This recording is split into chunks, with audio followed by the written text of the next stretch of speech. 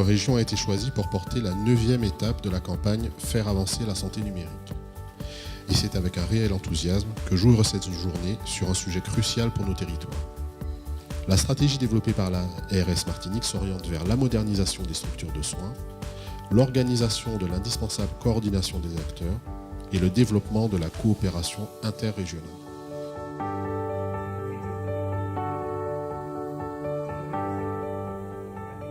On a commencé Martinique-Guadeloupe à mettre en place un projet dans le cadre d'Interreg. On va s'appuyer sur le numérique, la télémédecine, pour aller prendre en charge des patients caribéens et leur proposer l'offre de santé des territoires français des Antilles comme étant une ouverture pour eux, une possibilité de se faire soigner sans quitter leur territoire. Et c'est aussi pour nous, Guadeloupe-Martinique, une opportunité pour développer notre système de santé, renforcer notre clientèle et nous installer un peu plus solidement dans la Caraïbe et montrer qu'on est vraiment des Caribéens avant tout.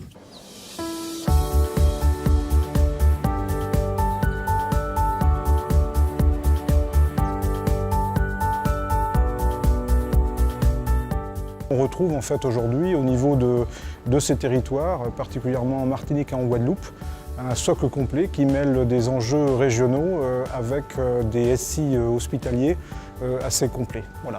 Alors en termes notamment de parcours, de télémédecine, de plateformes d'échange et de partage, les deux territoires, et en particulier ici la Martinique, sont des régions de forte expérimentation où en fait on développe des solutions, par exemple sur les parcours qui derrière vont être dupliqués sur les régions de métropole aujourd'hui qui s'équipent de plus en plus de ce type de plateforme.